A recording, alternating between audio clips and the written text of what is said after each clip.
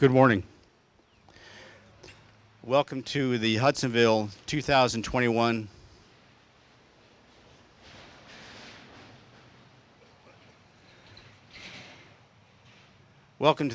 2021 Memorial Day service. I'm Mayor Mark Northrup. I want to apologize we didn't hold this last year for the obvious reason, but I'm glad and proud to see everybody here today to participate. Friends, neighbors, patriots, and veterans. Today is a solemn day. It's a bit of a dichotomy because we know it's the beginning of summer. We want to celebrate. We want to be with family and friends. We want to be at the lake. We want to be in our boats.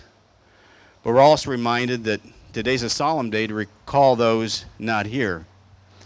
I was speaking to the city manager briefly beforehand, and he said, you know, Veterans Day is for those that came home and took the uniform off.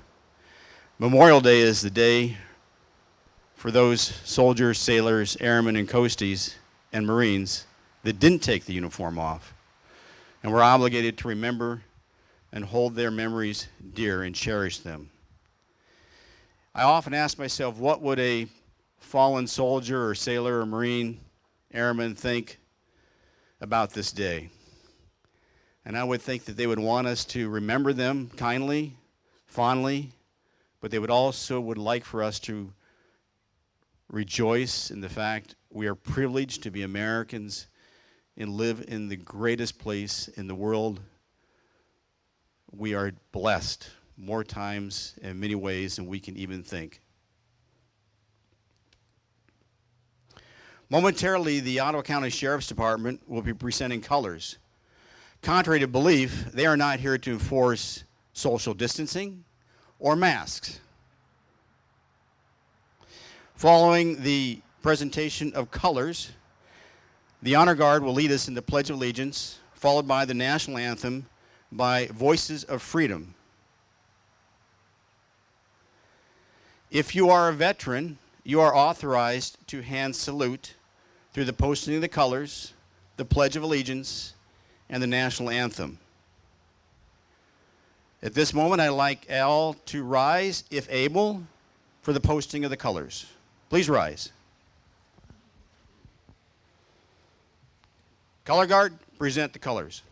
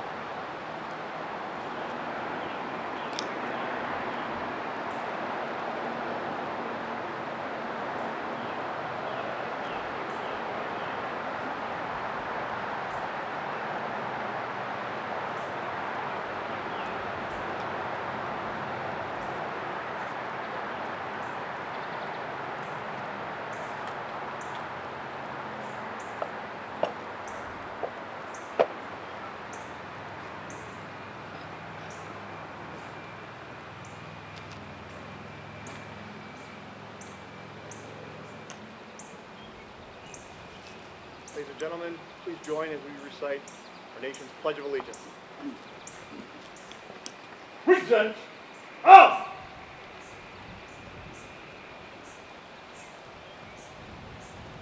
I pledge allegiance to the flag of the United States of America and to the republic for which it stands, one nation, under God, indivisible, with liberty and justice for all. Order. Up.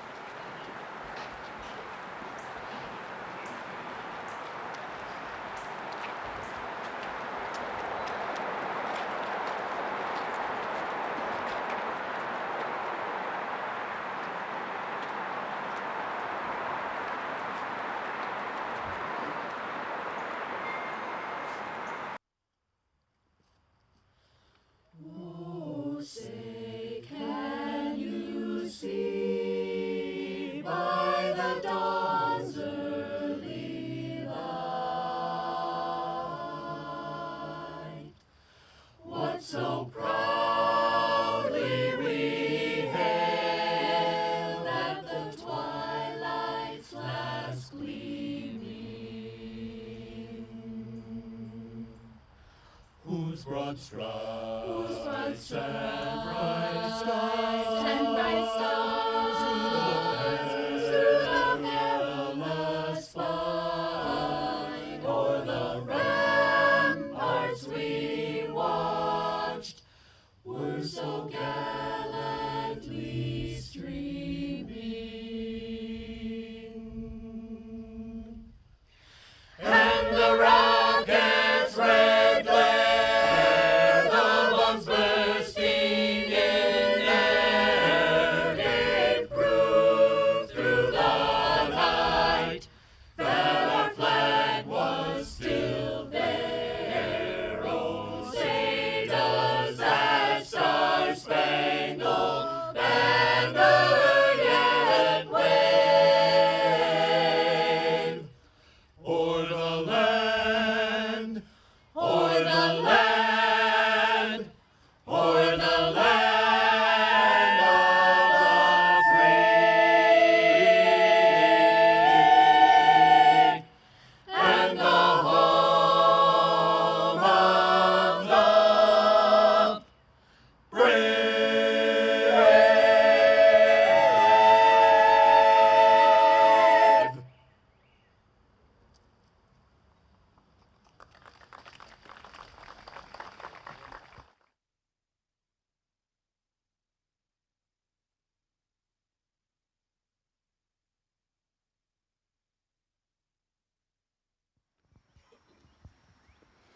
That was very nice. Thank you for the Voices of Freedom for presenting the national anthem today.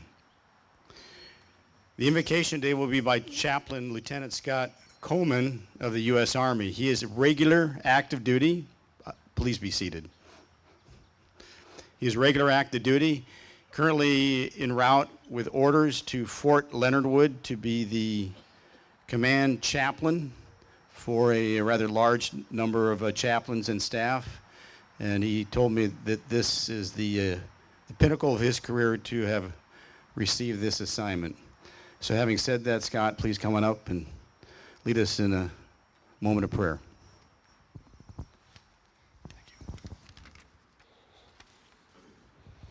I invite you to join me in prayer.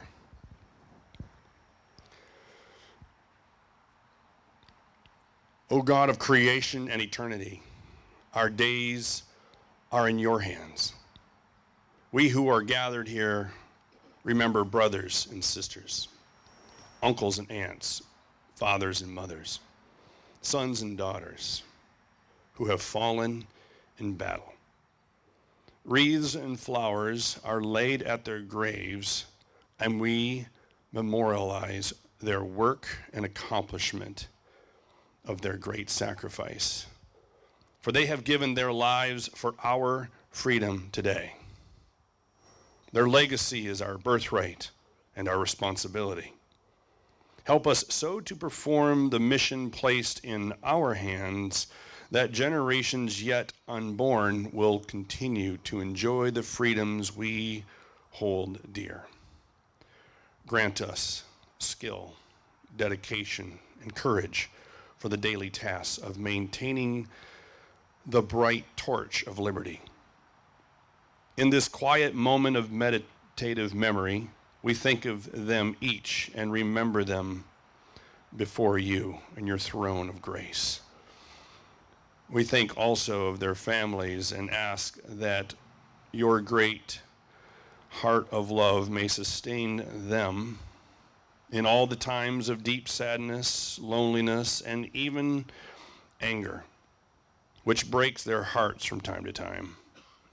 We also think today of other heroes who inhabited other times, who, like our fallen friends, have helped to build a nation based upon your principles of justice for all and freedom for all, freedom from want and from tyranny and from fear, for freedom to worship you as they choose. You blessed our nation in so many ways, O Lord.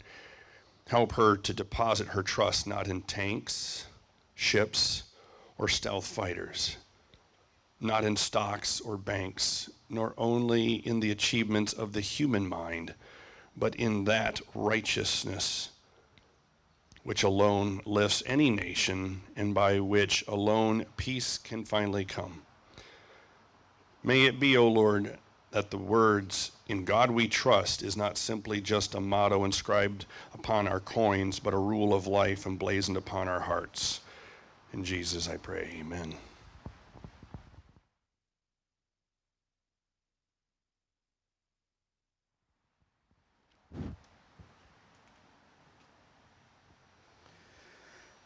It's a moment for us to recognize the veterans here, those that came home. Rather than calling out by service, we'll do it a little different this year. Maybe we're going to call out, are there any World War II veterans? I would categorize that those that served from 40 to 1946. Are there any of those the greatest generation still here? If you are and able, please stand or raise your hand. That's a statement to our grandfathers and our brothers and our fathers and our mothers. They're not here, so say a quiet prayer for them. Are there any here from the Korean War and early Cold War? I would categorize that as 46 to 64. I know we have one gentleman here, Lee. If you're here, please stand. Let's hold the applause to the end, but we know we have at least two here. I had a chance to speak to Lee. He's got a few stories, and I would like to hear more sometime. Thank you. Who here is of the Vietnam era, the 1964 to 1975 Vietnam era, Indochina, early Cold War? If you're here, please stand. So a few more. Nice to see you, Peter, and Fireball. Of the late Cold War, 1975 to 2000, and I'm thinking that that's the late Cold War, but I think the wall came down in 1989, Colonel? 1990. So I categorize the late Cold War, 75 to 2000. If you're here, please stand briefly.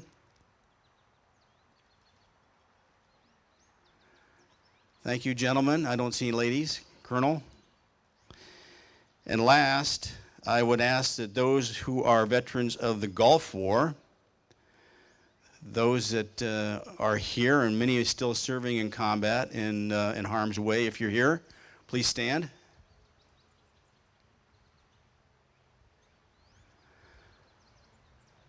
Thank you, gentlemen. Please be seated. And on that, if we could all just give all those veterans that have served a round of applause.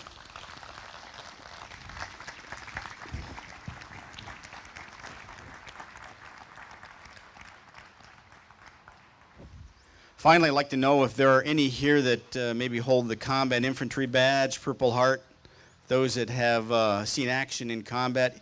If you are here and it does not bother you, I would ask that you stand so we could perhaps recognize you separately.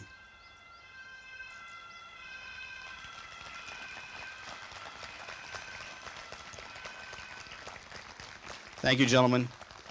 And last but not least, the real reason we're here, if you are a family member of a Gold Star family, that would be a soldier, sailor, Marine, airman, coastie that didn't come home. If you are a family member, please stand. I guess that's a good sign. So thank you. If you know of any, please pay them special recognition and give them thanks today. Now is a moment for us to kind of call up our elected officials. I'd like to call up to the stand Luke Merman, our state rep from the 88th District of Michigan. I had a chance to meet Luke, gosh, it must have been about 8 years ago now. I went to a banquet, political banquet, and I didn't know anybody. And Luke and his wife sat down next to us. And you know, we have those moments in your life where you meet somebody and you go, this is somebody I really, really will remember and like. And that just happened to be Luke and his wonderful wife. He was a dairy farmer for years. And he ran for office, what is it? 3.5 years ago. 3.5 years ago. He's on his second term, and we're proud to have Luke here speak to us briefly from the state of Michigan. Thank you, Mayor. I stand before you very humbled by this opportunity.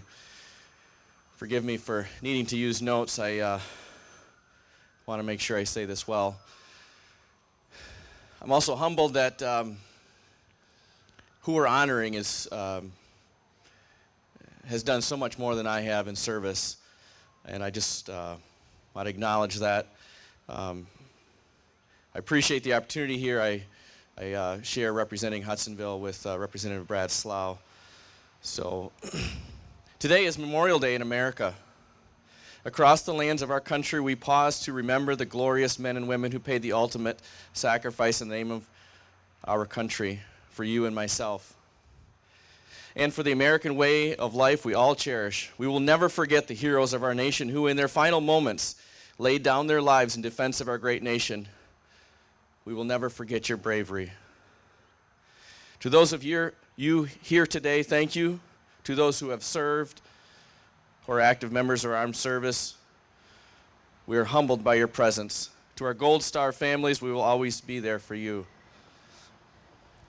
On this day, we reflect on our nation's brightest burning stars. This day is reserved for the brave men and women who did not make it home and whose selfless heroism define what we stand for as a country. The shot heard around the world of our nation for our nation's independence at the battles of Lexington and Concord in April of 1775. From the dawn of our nation, we have always been indebted to the sacrifices of those courageous men and women who saw something special in our home, something worth protecting. Because of them, there is a we the people. Our country owes it to the servicemen and women whose valor led them to take up arms for their freedom. We owe them everything. The sacrifices of the sons and daughters of our nation are recognized around the world. We hear it from those who live without freedoms you and I have in this special land, and that of the United States. The American dream is alive. It is well. And thanks to the sons and daughters of this great nation, a city on a hill still shines. President Ronald Reagan said in 1982, the United States and the freedom for which it stands, the freedom for which they died, must endure and prosper. Their lives remind us that freedom is not bought cheaply. It has a cost. It imposes a burden. And just as they whom we commemorate were willing to sacrifice, so too must we, in a less final, less heroic way, be willing to give of ourselves. Thank you so much for your attendance.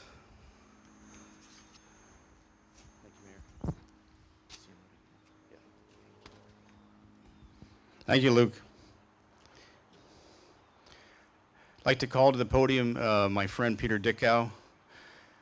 Peter and I had lunch here a few weeks ago and spoke about this opportunity to speak to Hudsonville. He's here on behalf of Senator Peters, our senator from the great state of Michigan. And Senator Peters is a strong advocate of our veterans and has sponsored a lot of legislation coming through Congress. Senator Peters is a commander in the U.S. Navy Reserves, and on behalf of the senator, Peter Dickow will be speaking for him. Thank you. Thank you, Mayor, and thank you all for attending today. The senator is sorry he couldn't appear here in person, so he asked me to relay this message.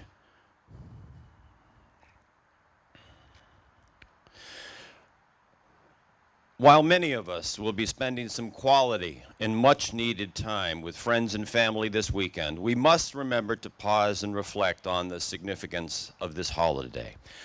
Memorial Day is a solemn time to honor and pay respect to the brave men and women who have made the ultimate sacrifice while serving our country.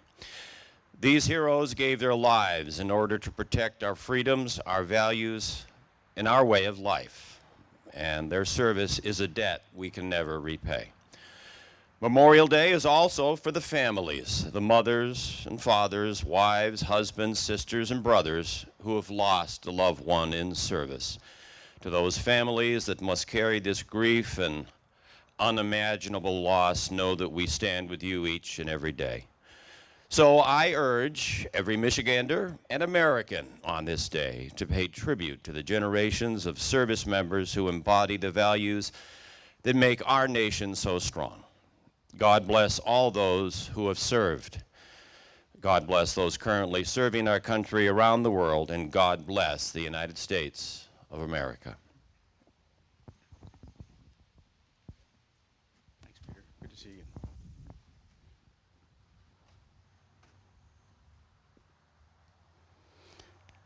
Now we'll be calling up my friend, Lieutenant Colonel Steve Kenyon. I've known Steve several years now. He's always a bit reluctant to talk about himself. I had a hell of a time getting his bio because, like a lot of us, we're humble. He was more excited about talking about his Scout, the dog, who is a morale, welfare, and recreation service dog that he leads around the state to help veterans that are struggling. And you can see that the dog Scout is here today. And I'm sure Scout would be more than glad to meet anybody here that would like to pet an old retriever. So Steve is going to speak here briefly. The best I can do is he is the ambassador to the Army Reserve program for the state of Michigan. He describes himself as a Judeo-Christian American patriot, warrior ethos, servant leader. He is a resident of Grand Rapids, a lieutenant colonel with 30 years service, disabled veteran himself. He has served in multiple places, including Europe and Japan and Honduras on active duty. And currently in his civilian capacity works in the energy industry. So on that note, now Steve, did your mom make it, Carol? Carol, can you please stand? If you can. Where are you? Hi, Carol. Carol is a spouse of a past Army colonel. And I call you out, Carol, not to embarrass you, but we often forget that the other side to veterans are the spouses, the husbands and wives that are left behind and their families. They never quite know that phone ringing or the knock on the door might be the news they don't want to hear. And I want to thank you for being a devoted spouse to an Army colonel and for raising one yourself. So on that note, Steve, I'll let you speak.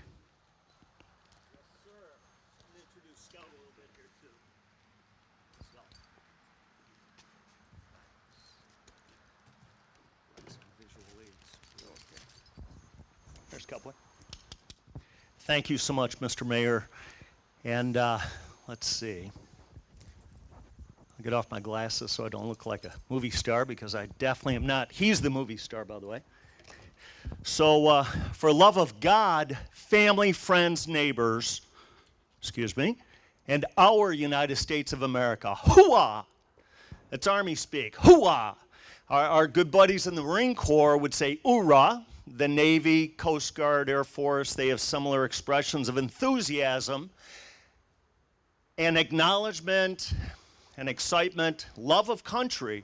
You know, hoo-ah also can mean heard, understood, acknowledged. Heard, God, thank you for 2 good ears. I got the signal. Understood, thank you for this beautiful brain. I understand, and I've got the right attitude. I do acknowledge, I will defend America, her beautiful people, our allies. It's a blessing. So real quick, let me tell you about Scout. Scout, sit. So a couple of updates. I'm the Army Reserve Ambassador for Michigan. Scout is actually a trained therapy MWR, morale, welfare, recreational support in the military, big time. Therapy service dog. He's my service dog, as I'm service disabled as well. He's just a good boy. Actually, Uncle Dave Keim is going to take him in a moment, so he's not on stage with me. But truly, in fact, something else I'll tell you about him, our dogs, and he's real anxious to see the mayor's black Labrador retriever after this. Scout, sit. Couple of things about his nature. Mayor, with your permission, may I loose my tie? What? So, without fully undressing, One moment. Let's go. Sit. Stay.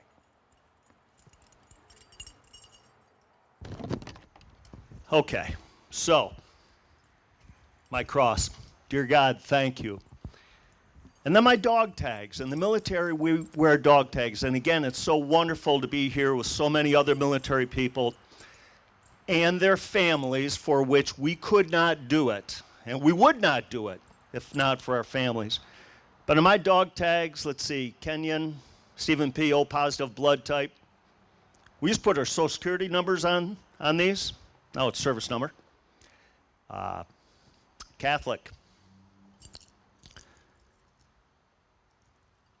My Army values, and the chaplain will be able to relate to this. My Army values card, and that's what Scout, as a good golden retriever, that's what he epitomizes. Army values, and again, our sister services, Air Force, Marine Corps, Coast Guard, Navy, Space Force. I'm going to show you some flags here in a moment.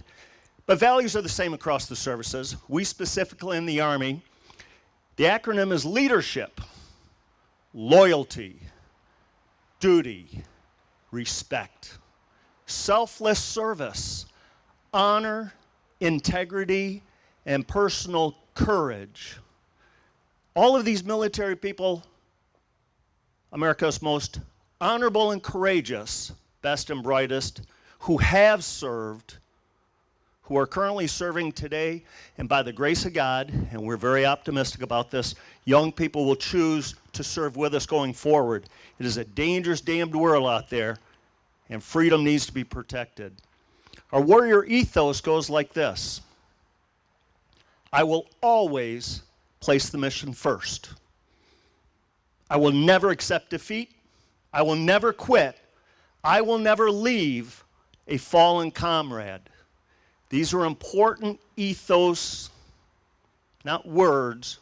They're ideas. They're embodied in all of our wonderful, beautiful Americans in the military and their families of such, great diversity. So Scout Boy he's always got a good attitude, and he embodies those values. Real quick,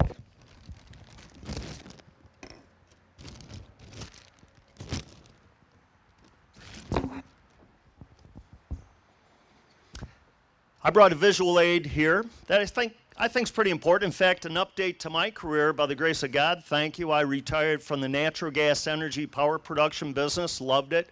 Still involved. United States Army Reserve, mobilized 34 years, and now I'm actually a roaming substitute teacher for National Heritage Academies, which is a wonderful charter school system, for-profit, doing great things. So I teach at 3 elementary schools, K through 8, 2 high schools, and we talk a little bit about the military, especially with younger kids. When they get their assignments done, they're prone to talking, moving, try to keep their attention. Scout's part of it. Old Glory, the Stars and Stripes, red, white, and blue, our colors. What brings us together, Americans, every single one of us an immigrant, sooner or later. And this is what brings us all together with our nationality as Americans, with that beautiful ancestry and descent that makes life wonderful, from food to dance to other cultural benefits. Our services flags are ordered for very specific reasons. The United States Army, which includes the Army Reserve, the Army National Guard, the very first colonial militia. The Army Guard is the oldest service in the nation. Followed by the Marine Corps. Marines here today? Any Marine? Hoorah! My uncle's a Marine, 3 cousins in the Corps. When the good Lord made the United States Marines, we're friendly competitors, but when God made Marines, we knew we were going to be safe. The next service, United States Navy. Sailors out here. Related, well, I'll get into this with a good mayor here, but the Coast Guard falls under the Navy, as we know, as well as Department of Homeland Defense. Always has and will continue to do wonderful things in defense of our nation. One of our best mutual friends, his name is Brian Harp. Ironically, he's a United States Navy SEAL, a Harp SEAL, 6 years enlisted, 20 years as an officer, deeply devoted Christian, wonderful man, 3 master's degrees in the Navy, in addition to being a SEAL sniper, which again, we think we're good at sniping in the Army. SEALs are pretty good. SEAL delivery vehicle operator, pilot, the mini sub, he did that, multiple deployments. The next service, United States Air Force, beautiful. We used to own the Air Force in the Army, but they broke off. This is something beautiful. Brand new United States Space Force. Thank you, President Trump. A very important part of our defense going forward. And Mr. Mayor, I dare say, and this is our smallest force underneath the Air Force right now, but Mr. Mayor, I believe there's going to be some wonderful Hudsonville graduates coming back in their United States Space Force uniform before too long. The last flag, as represented by Mayor Northrup, the United States Coast Guard. We see the Coast Guard a lot here in Michigan. The smallest of all our forces, again, under the Department of Homeland Defense, regularly, but absolute important missions assigned under the Navy.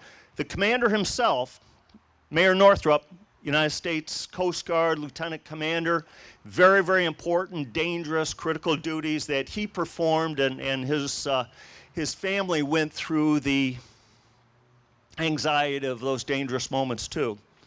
So those are our 6 services, and beautiful Old Glory. So today, Memorial Day weekend. What I'd like to do is inspire, inform, hopefully motivate on some topics, local representation, not to omit anybody, but a few examples that I'm very familiar with, the people and the families, and the significance that the beneficiaries of the loss of those who gave, in the eloquent words during the Gettysburg Address, President Lincoln, those who gave the last full measure of devotion. Something else, I got to be honest with you, Scout's a little better at controlling emotions than I am, so I may take a pause here and a drink, because it is emotional. You know, I'm reminded, well, some people think this is just another weekend to goof off, and they're right. Hard work, we deserve, and all of us who serve and have served want people to have a good time this weekend. A few people, some in higher places, think it's a cameo appearance for a 3-day weekend. How'd that happen? Party on. Well, that's not the case. This is Memorial Weekend to recognize, again, those men and women, Army, Navy, Air Force, Marine Corps, Coast Guard, quite frankly, the Merchant Marines, we have to recognize too, World War II especially, but they gave their lives. All of them had mothers and loved by their mothers and their fathers. Every single one of them had a mom and a dad. Many of them had wives. Many of them had husbands. Many had children. Most had siblings. Some had grandchildren. On and on. Those families live on in their memory. And what's emotional for many of us, and I'll mention this with some suicides that occurred here in this last year, Army soldiers right here in Grand Rapids, nothing hurts more than not being appreciated. And America's in trouble in a lot of ways. And we have been in trouble in the past. And we are very optimistic that we are going to get through this. But it is tough when you see a lot of people, not a lot, some people just saying it's somebody else's job. They joined up, they knew what they were getting into. Who cares about their family? It's sad. A few people are screwed up that way. Most of us are not. You know, I'm reminded in terms of again, back to Mayor Northrup, Coast Guard. Grand Haven, Coast Guard City, USA, and there's a legacy to that. So many things I'll talk about today. It'd be wonderful if maybe you'd research a little bit of this further on and share it with young people and older people. But how did Grand Haven, one little beautiful city here in West Michigan, earn not only just the nickname, it is officially Coast Guard City, United States of America. Pretty cool. A lot of it has to do with a beautiful white wooden mast, wood and steel mast that sits at Escanaba Memorial Park on the water.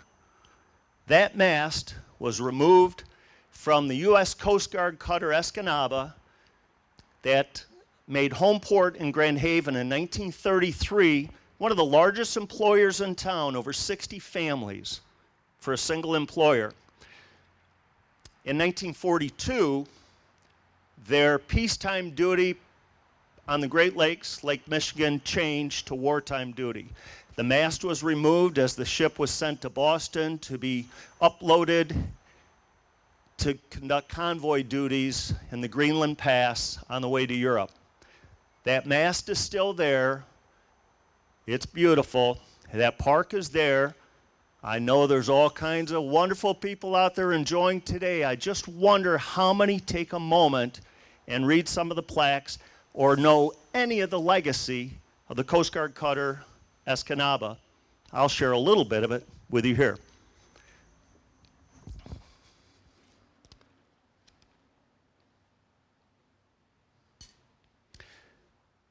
So service in the United States military is actually very, very safe. Much safer than many big cities in America, Chicago for one. Every single loss of life, every casualty is terrible. But service in the United States military, right now, about 1.1 million active duty Army, Navy, Air Force, Marine Corps, Coast Guard, Space Force. Add to that about 850,000 Reserve Guard forces, Army Reserve, Navy Reserve, Coast Guard Reserve, Marine Corps Reserve, Air Guard here in Michigan, Army Guard. So our total force protecting America and our allies, about 2 million, population of America 330 million or so. It's a relatively small force, and over the history of America since 1776, about 1.8 million service people have given their lives in service. Most of those lost during times of hot war, the Civil War, the Revolutionary War, certainly World War II, Korea, Vietnam. And then many others lost during peacetime humanitarian missions and realistic, dangerous training. And yet still, it represents less than 0.1% of all the people who have lived in America. It's a small number. The beneficiaries for every one of those lives lost, enormous. 340,000 Americans who've lived a beautiful life with the sacrifice of one Gold Star family that may be sitting here. Important to reflect on that, please.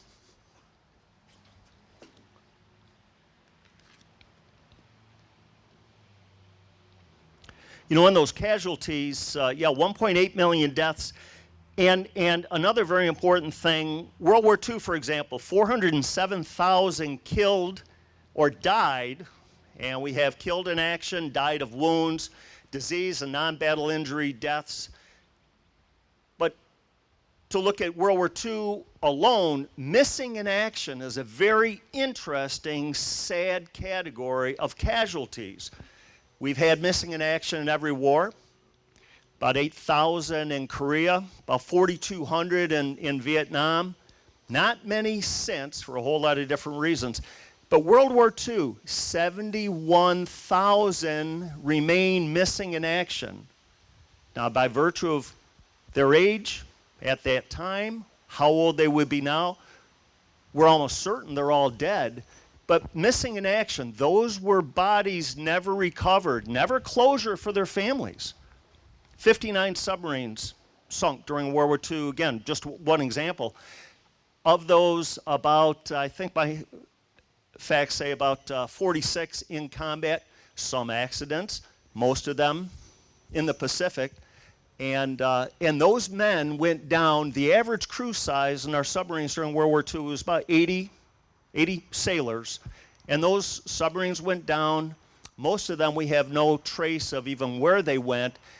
The bodies went down there, obviously. So again, for those individual families, not having closure, to have a casket, to have a body in a casket through all the sadness of a burial is a little bit more alarming, better, because the other thing is, for those who are listed as missing in action, of course, we're a hopeful people. Maybe they'll be found. Maybe they're captured. Maybe they, tomorrow, next month, maybe we'll hear that they're actually still alive. So people kept their hopes up. Well, it remain that way. But missing in action is a very important category. So today we do revere the fallen. As we know, Veterans Day, the honor guard, about 6% of the population are veterans like us. Hooah. Thank you, guys. And the honor guard, about 7%. So we celebrate those who came back, those who served perhaps careers, retired like many of us, served 2 years in the military. Every job, by the way, at all times is critically important. Many people, veterans who didn't serve during wartime or in a combat zone, have a level of survivor's guilt, which is wrong. They think, well, I was just a cook. I didn't contribute to the effort. I didn't do anything. Or I was just a wheeled vehicle mechanic between wars. It wasn't important. It is all critically important. The greatest triumph is to prevent war. Peace through strength. And all of our wonderful people serving in all of the services, every military occupational skill at every time, only God knew when it was going to be hot, and by fate, who would be in harm's way. So critically important. When you see veterans, please thank them and ask them about their service. We like to talk. You can tell I like to talk. Very important. So the next holiday we celebrate is the third Saturday in May. That's Armed Forces Day. That's when we celebrate the 0.8% of the population, the armed guard. Those who are serving in active duty capacities, reserve, and guard. Those who are at the tip of the spear right now, and oh my goodness, they're succeeding. Look at this beautiful day.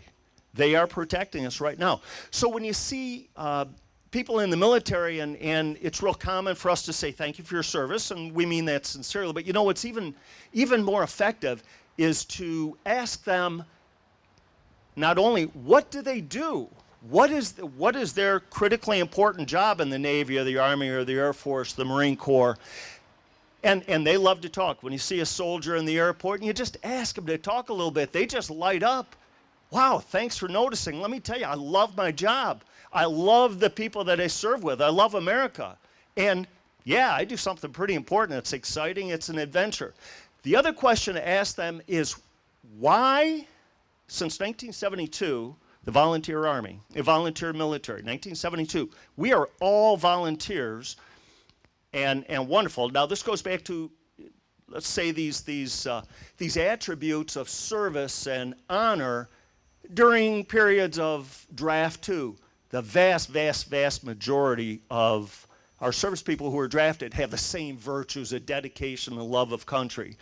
But when you ask these young people, what did you do? What are you doing? But more importantly, why in the world did you sign a contract for 8 years to serve our nation? For those of you who don't know that, the service obligation, whether you're an officer or enlisted, a petty officer, it's 8 years.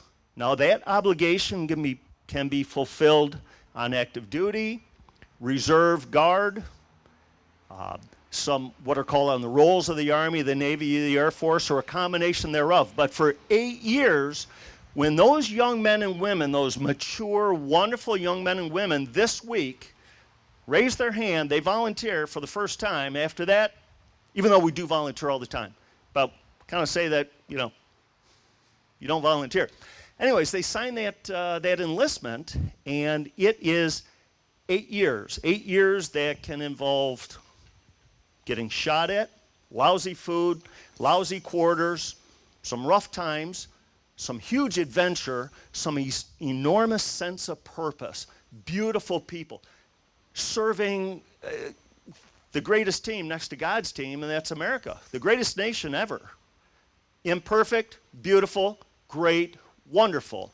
But they signed that contract for 8 years. Can you imagine? I don't think, quite frankly, many of us would sign a contract with Meyer today to make $150,000, $200,000 a year, but Meyer says, I own you for 8 years. Or the state of Michigan. Or the city of Hudsonville, for that matter. It's an 8-year service obligation. So think of the maturity, the pride, the dedication those young men and women have to be able to do that. And thank God they do, and that will continue to get good people that way. So with Memorial Day, that the theme here being the enormous beneficiaries of those who gave the last full measure of devotion to our nation, lost during wartime, peacetime training, humanitarian aid, and the families who were left behind. So I'd just like to mention a few examples of service members. Many of them you'll recognize. By no means do I mean to omit anybody. It's just these are ones that I have some great familiarity with. Real quickly, I'll go down the line.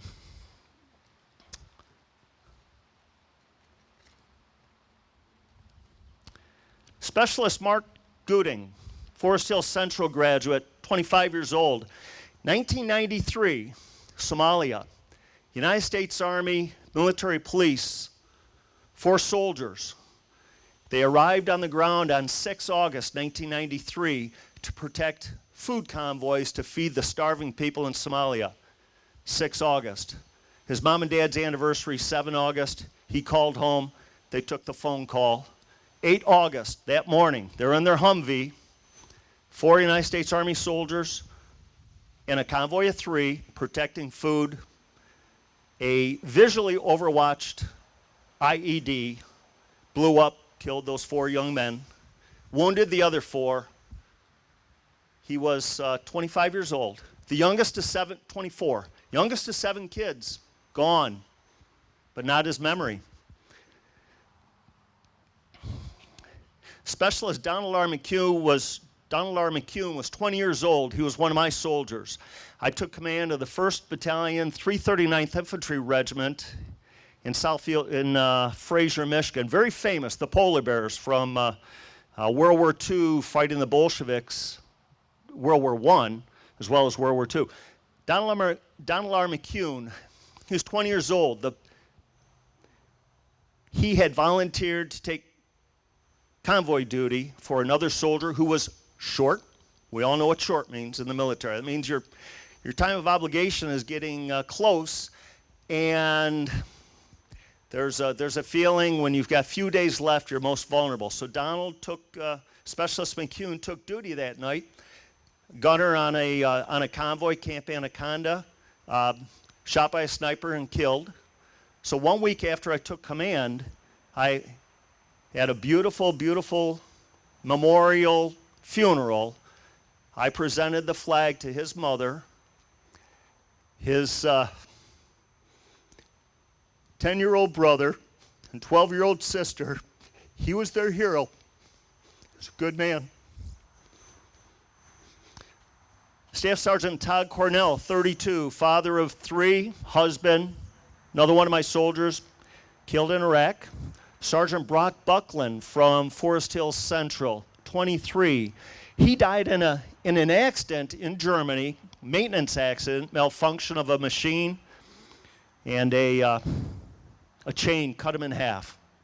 His twin brother escorted the body back here to Grand Rapids, and That was quite a funeral at Ada Bible Church. Ada Bible Church, another funeral for Major Greg Fester, 43 years old, husband, father of 3. A United States Army Reserve major, mobilized, civil affairs. Their job in Iraq was to bring the educational system back. They were fixing schools, letting kids back into school. He was also killed by a visually overwatched IED. That means he moved into a place, bad guy's watching, bad guy sets the trigger. He's gone. His daughter, just a few months later, was the homecoming queen at Forest Hills Central. Not a dry eye. Petty Officer 3, United States Navy SEAL David Warson from Kentwood, a real hero. Specialist Eric Burry from Wyoming here. I know his dad well. Specialist Melvin Beasley, another one of my soldiers that died in an accident, driving an Army ambulance, and traffic, somebody hit him. He died in service. Right here in Grand Rapids, Alpha Company, 1st Battalion, 24th Infantry Regiment, United States Marine Corps Reserve. There's a beautiful monument just on Monroe Avenue, east side, just north of the Veterans Home, that's dedicated to our 5 Grand Rapids Marines that were killed in Fallujah. 25 October 06, we lost 2.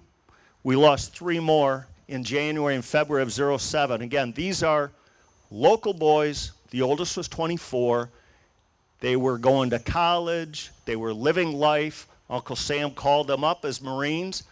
Reservists and guardsmen are in harm's way too. They were outstanding Marines. Sergeant Thomas Gilbert, Corporal Jacob Neal, Lance Corporal Jonathan Thornsberry, PFC Buford Van Slyke, and PFC Brett Whitevin. Others have died in accidents. 2 wonderful Army Reserve soldiers here in Grand Rapids. Staff Sergeant James Twist, State Trooper, Michigan State Trooper, father of 3, husband, PTSD, Operation Iraqi Freedom. He personally saved the lives of 3 soldiers, one of which was on stage with missing one arm above the elbow and missing both legs. Twist had saved his life. But James Twist came back here in combination PTSD and in the writings that I've seen and talked to his family, you know, he just couldn't get over what he had seen there, what the sacrifices were, how many men he lost with him in Iraq. And it comes back to a nation where some people just don't give a damn and they disrespect. He took his own life. It was sad. Sergeant First Class Gutterson, Brian Gutterson, father, husband, similarly, highly decorated Iraqi freedom. Came back to America, served here in Grand Rapids, served well, couldn't fight those demons. Suicide across, and thank God we're not wearing masks today. God gave us beautiful faces, not mine, but yours. And so many things that we've gone through, and these soldiers, sailors, Marines, airmen, they've gone through it too. Sergeant First Class Gutterson, finally, he couldn't save. And he took his own life. Left behind a wife and a son.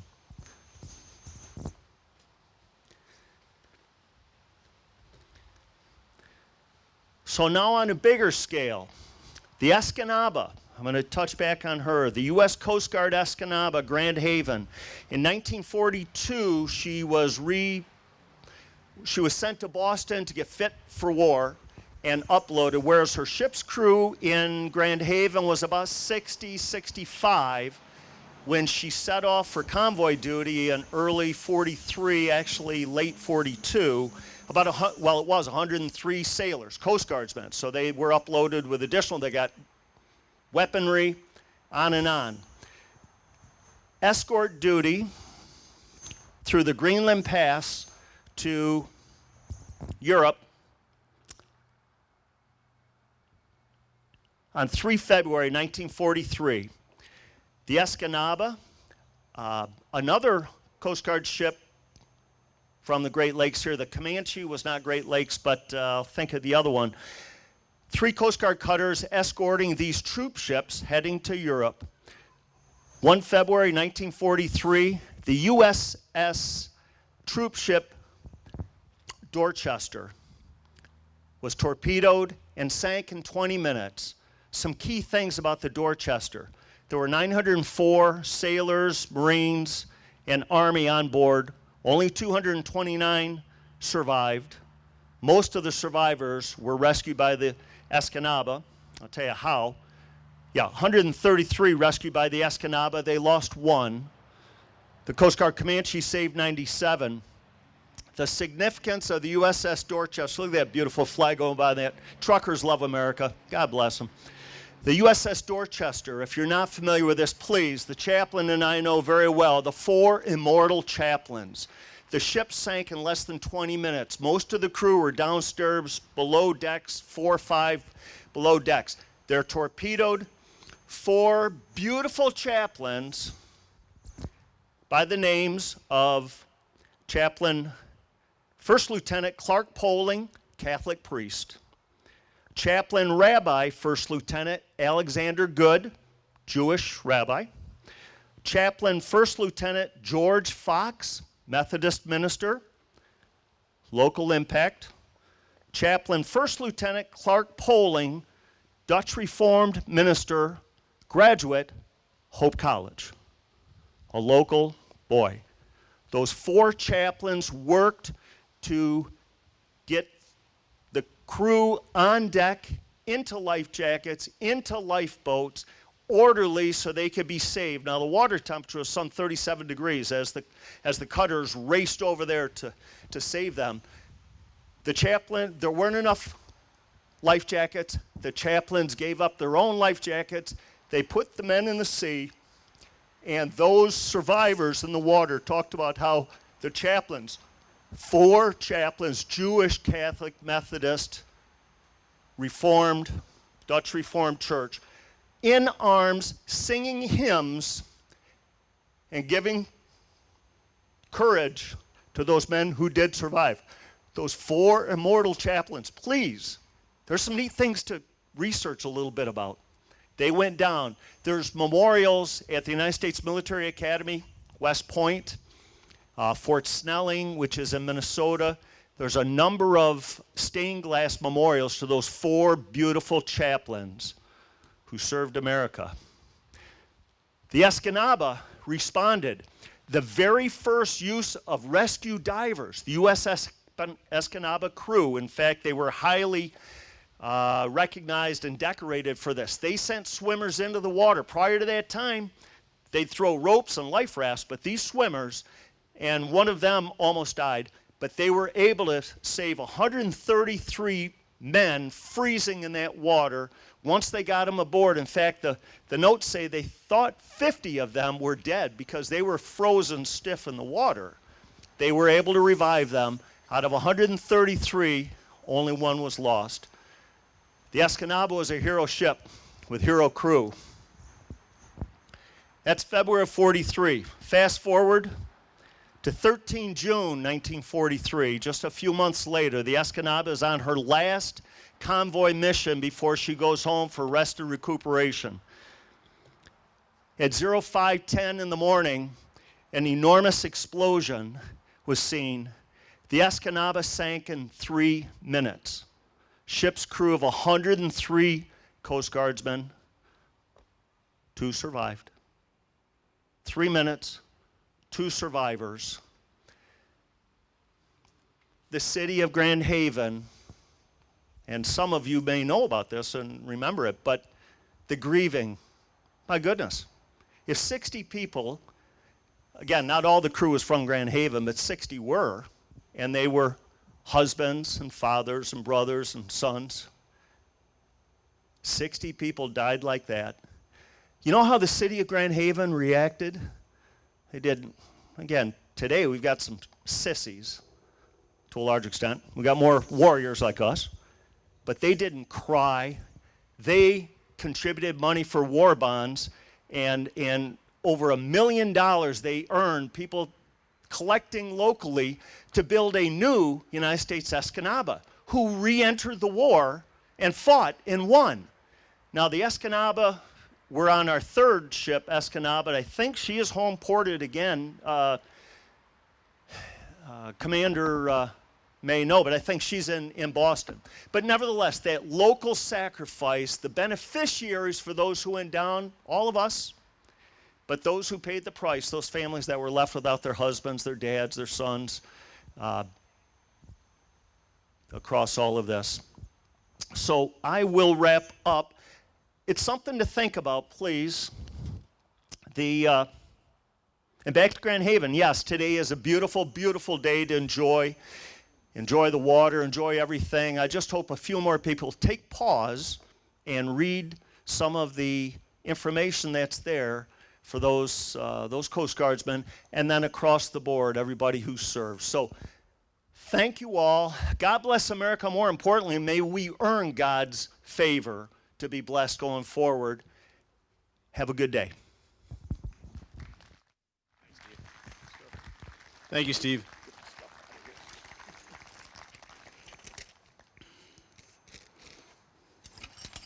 Oh, don't forget your Hollywood glasses There you go. And my and your flags. flags. Yes. There, your bottle of water. You want to grab that? There you go. Thank you. Load it up. So we'll be closing here shortly. Once again, thank you, Steve, for representing Michigan and being in the Army Reserves. Those that know me know that this last year I took a job working for a law firm downtown here, representing veterans and their estates on veterans' disability claims. The disability process for veterans and for their families is arduous and heavily bureaucratic. And if you know of any veteran or their family that's struggling with a veteran that you think is due a veteran's disability, encourage them to seek counsel. And quite frankly, I don't care who it is. There's plenty of veteran service officers in the Legion and the VFW. But make sure that they understand that they have some entitlement in the from their time in service.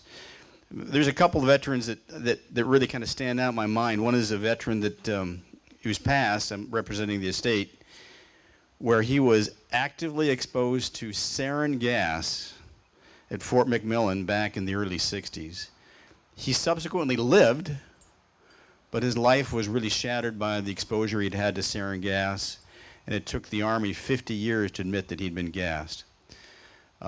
We know that there are a lot of veterans currently alive that are dealing with Agent Orange, burn pit exposures, not to mention just a lot of other wounds and injuries that they've received, and in particular, the one that I think stands out most, and a lot of us don't quite really fully appreciate and understand, is PTSD.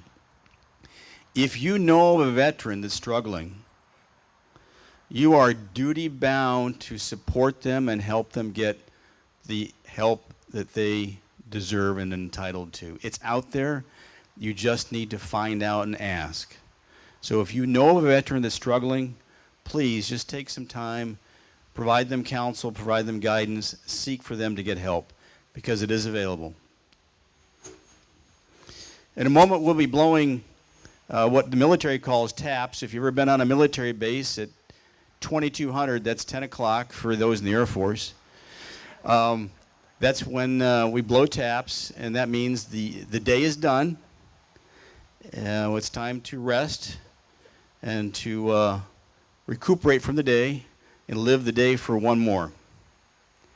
So in these concluding remarks, I'd like to thank Kaylee, if you're here. She's the Assistant Marketing Director for the city. Patrick Waterman, the city manager, and his staff did a fine job of setting up the amphitheater here for us to sit. WCET is here. This will be available on YouTube. I'd also like to recognize the scouts that are here, my old scout troop. Thank you, boys and girls, for supporting and handing out the programs. We appreciate seeing the young scouts in their uniform. And finally, I'd like to call out the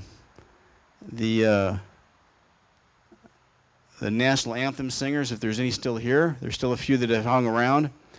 And finally, I'd like to recognize a young man that will be blowing taps.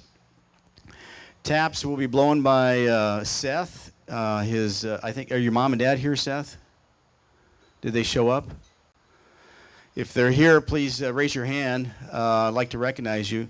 But I called the Hudsonville Public Schools and said I need a trombone player, a bugler, for playing taps, because we can play it by a recording, but it's a lot more emotional when we have a live person play it for you. And his band director said, I know exactly who I want. He's a patriot, and he's a great trombone player, and he is the guy. So for all of us talking about how bad the current generation is, we forget in our generation there was that element too, and in this generation there's an element of true patriots like Seth, who represent our country going forward. And I told Seth that in 30 years he'll be up here leading a Memorial Day event and maybe remembering me. So thank you, Seth. Seth will play taps. At the completion of taps, you are allowed to retire, go home. If I would ask that today is a day where there's a lot of road rage. Be safe on the roads. Don't let anybody get in their car if you think they've had too much to drink, and enjoy the day, and remember those that have passed in the armed service. So on that note, would you please stand for the taps? And veterans are authorized to hand salute.